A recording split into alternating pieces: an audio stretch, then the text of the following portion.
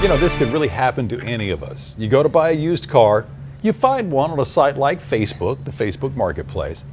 You buy it, but then it turns out the car is stolen and the title you have in hand means nothing because it's a fake. So disheartening. But apparently this is exactly what happened to one Mid-South man. Fox13's Daniel Wilkerson is joining us live in Memphis. Dan, you spent the day doing some digging today. What do folks at home tonight need to know so that something like this does not happen to them? Daryl and Darcy, it turns out they need to do their homework. I'll be the first to tell you, I've bought more used cars in my lifetime than I bought new cars. It never occurred to me that the title I'd be given would be fake. It's time to buy that next car. You take a look at a few new ones, you get sticker shock, and so you decide you might just better take a look online and shop for a used vehicle. That's apparently what one Mid-South man did. He bought a car similar to this one, a 2014 Nissan Maxima.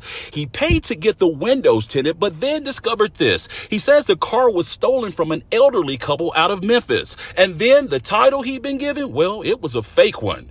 So how can you stop this from happening to you? You can search the VIN right here. I posed that question to Daniel Irwin with the Better Business Bureau. He says there are a number of sites where you can, for free, get a search of a VIN number to see whether a vehicle has been stolen. He says he uses a site called the National Insurance Crime Bureau, and he says it's easy to do. To show you how it works, I gave him my VIN number. 1158299. All right. Make sure your car's not stolen. Yeah. Has not been identified as a vehicle listed in theft records.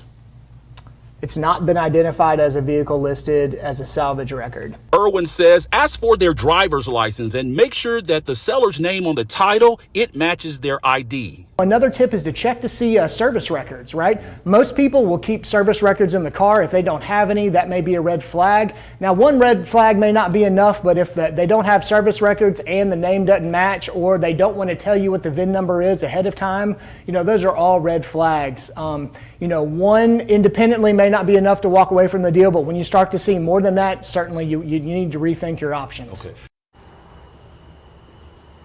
Back out live, taking a look at the odometer on this truck.